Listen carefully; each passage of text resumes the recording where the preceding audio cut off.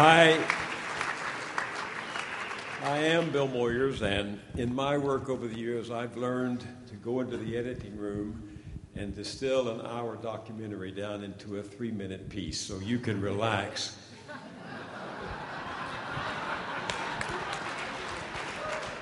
That's what I'm going to do tonight. I'm just going to pronounce, in effect, the benediction to all the speeches. I've done that in the past, and I can do it now. I'm very honored to share this occasion with you. No American since Thomas Paine has invested the office of public citizen with the indispensability, the influence, the independence, and with greater moral integrity or intellectual rigor than Ralph Nader.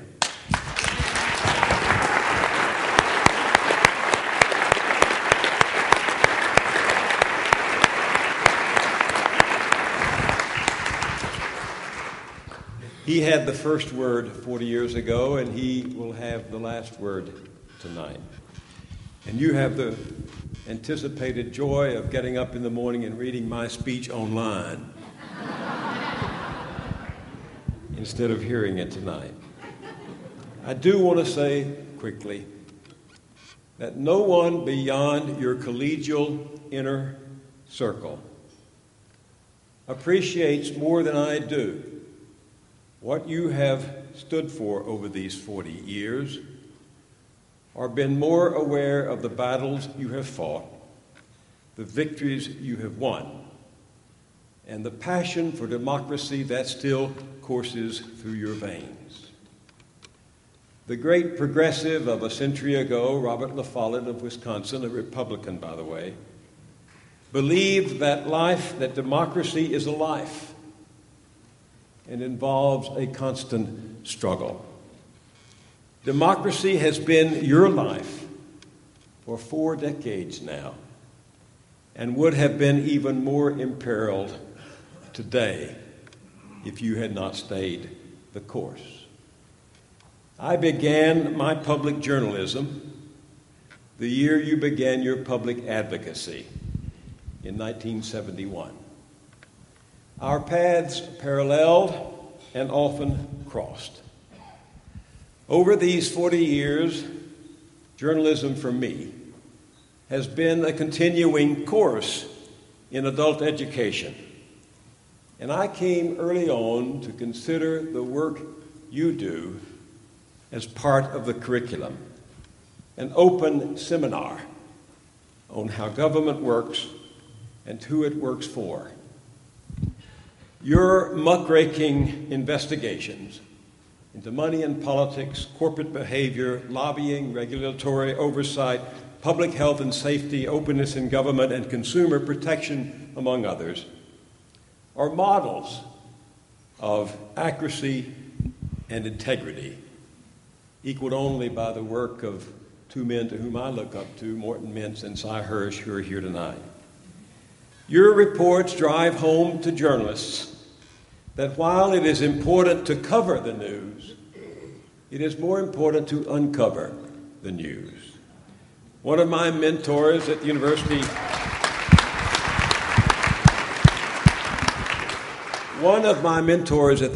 of Texas told our class, news is what people want to keep hidden. Everything else is publicity. And when a student asked the journalist and historian Richard Reeves for his definition of real news, he answered, the news you and I need to keep our freedoms. You have reportedly pointed us journalists to that news. And when the watchdogs of the press fell silent or were muzzled, your growls told us something was up. So I'm here as both a citizen and a journalist to thank you for all you have done, to salute you for keeping the faith, and to implore you to fight on during this crisis of hope that now grips our country. the great American experience in creating a different future together, this voluntary union for the common good, has been flummoxed by a growing sense of political impotence, what the historian Lawrence Goodwin has described as a mass resignation of people who believe the dogma of democracy on a superficial level, but who no longer believe it privately. There has been, he writes, a decline in what people think they have a political right to aspire to, a decline of individual self-respect on the part of millions of people. You can understand why that is. We hold elections knowing they are unlikely to produce the policies favored by a majority of Americans. We speak, we write, we advocate, and those in power, Democrats and Republicans, liberals and conservatives, turn deaf ears and blind eyes to our deepest aspirations. We petition, we plead, we even pray. Yet the earth that is our commons and should be passed on in good condition to coming generations continues to be despoiled. We invoke the strain in our national DNA that attests to life, liberty, and the pursuit of happiness as the produce of political equality. Yet private wealth multiplies even as public goods are beggared. And the property qualifications for federal office that the framers of the Constitution expressly feared as an unseemly veneration of wealth are now openly in force.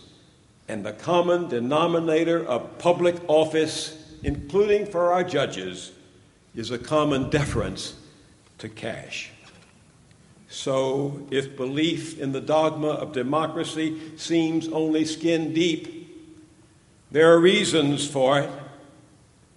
During the Great Prairie Revolt that swept the plains a century after the Constitution was ratified, the populist orator Mary Elizabeth Lease exclaimed, "Wall Street owns the country. Our laws are the output of a system which clothes rascals in robes and honesty in rags. The parties lie to us, and the political speakers mislead us because," she said, "money rules." That was 1890, and those agrarian populists were boiling over with anger that the corporations, banks, and government were conniving to deprive everyday people of their livelihood. They should see us now. John Boehner calls on the bankers, holds out his cup, and offers them total obeisance from the House majority if only they will fill it. That's now the norm, and they get away with it. Barack Obama criticizes bankers as fat cats, then invites them to dine at a pricey New York restaurant where the tasting menu runs to $195 a person. And that's the norm. And they get away with it. As we speak, the president has raised more money from banks, hedge funds, and private equity managers than any Republican candidate, including Mitt Romney. Let's name it for what it is: democratic deviancy defined downward.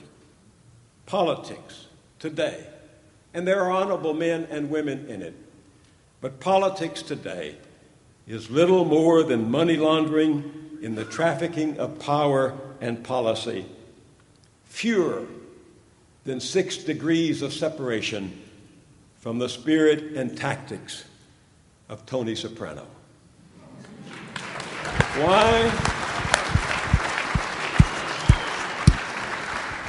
Why New York's Zuccotti Park is occupied is no mystery. Reporters keep scratching their heads and asking, "Why are you here?" but it's as clear as the crash of 2008. They are occupying Wall Street because Wall Street has occupied America. I relish the sign a woman was carrying at a fraternal march in Iowa the other day, one of those Occupy that have grown up around the country. It read, "I can't afford to buy a politician, so I bought this sign."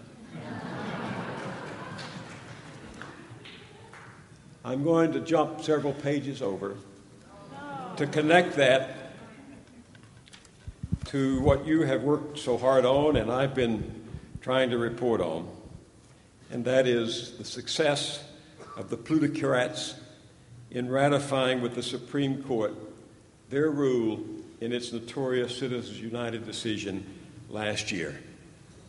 Rarely have so few imposed such damage on so many. When 5 pro-corporate conservative judges gave artificial entities the same rights of free speech as living, breathing human beings, they told our corporate sovereigns, the sky's the limit in pouring your money into political campaigns. And the Roberts Court today embodies the legacy of pro-corporate bias in justices determined to prevent democracy from acting as a brake on excessive greed and power in the private sector. Let me be clear, wealth acquired under capitalism is in of itself no enemy of democracy, but wealth with political power, the power to shake off opportunities for others to rise, is a proven danger. Thomas Jefferson had hoped that we shall crush in its birth the aristocracy of our moneyed corporations, which dare already to challenge the government to a trial of strength and to bid defiance to the laws of our country. James Madison feared that the spirit of speculation would lead to a government operating by corrupt influence, substituting the motive of private interest in place of public duty.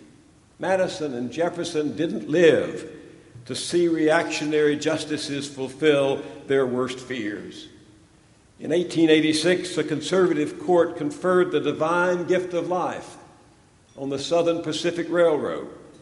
Never mind that the 14th Amendment, declaring that no person should be deprived of life, liberty, or the pursuit of happiness without due process, was enacted to protect the rights of freed slaves. The court decided to give the same rights of personhood to corporations that possessed neither a body to be kicked nor a soul to be damned. And for over half a century, the court would act as a guardian of privilege. It gutted the Sherman Antitrust Act by finding a loophole for a sugar trust. It killed a New York state law limiting working hours, likewise a ban against child labor. It wiped out a law that set minimum wages for women and owned decision after decision aimed at laws promoting the general welfare. The Roberts Court has picked up the mantle. Money first, the public second, if at all. The ink was hardly dry on the United Citizens' decision when the Chamber of Commerce, which occupies the very spot on which Daniel Webster once lived and sold diplomatic offices for cash and took bribes to cover his debts, his wine, his mistresses, and his boats, is right at home there at 1615 8th Street. The Chamber of Commerce organized a covertly funded front and rained drones packed with missiles with cash into the 2010 campaigns. According to Ellen Miller's Sunlight Foundation, corporate groups spent $126 million in the fall of 2010 while hiding the identities of the donors. Another corporate cover group, the American Action Network, spent over $26 million of undisclosed corporate money in just 6 Senate races, and 28 House elections. And Karl Rove's Crossroads GPS seized on Citizens United to raise and spend at least $27 million that NBC News said came from a small circle of extremely wealthy Wall Street hedge fund and private equity moguls, all determined to water down financial reforms designed to prevent another collapse of the financial system. Jim Hightower has said it well. Today's proponents of corporate plutocracy have simply elevated money itself above votes, establishing cold, hard cash as the real coin of political power. So it's no wonder to me as a journalist or a citizen that so many Americans have felt that sense of political impotence that Lawrence Goodman described as the mass resignation of people who believe in the dogma of democracy at the superficial level, but whose hearts no longer burn with the conviction that they are part of the deal. And I will tell you that against such odds, discouragement comes easily. But if the generations before us had given up, slaves would still be waiting on these tables. Women would still be turned away from the voting booth on election days, and workers would still be committing a crime if they organized. So, don't ever, as Ralph said, don't ever count the people out. During the last quarter of the 19th century, the Industrial Revolution created fantastic wealth at the top and excruciating misery at the bottom. Embattled citizens rose up and fought back. Into their hearts, wrote the progressive journalist from Kansas, William Allen White, had come a sense that their civilization needed recasting, that their government had fallen into the hands of self-seekers, that a new relation should be established between the haves and the have-nots. Not content to wring their hands and cry, "Woe is us," everyday citizens researched the issues, organized to educate their neighbors, held rallies, made speeches, petitioned and canvassed and marched and marched and marched again. They plowed the field and planted the seeds, sometimes in blood-soaked soil, that 20th century leaders would then use to restore the general welfare as a pillar of American democracy. They laid down the markers of a civilized society: legally ordained minimum wages, child labor laws, workmen's safety and compensation laws, pure foods and safe drugs, Social Security, Medicare, and rules that promote competitive markets over monopolies and cartels. They showed us that democracy doesn't begin at the top.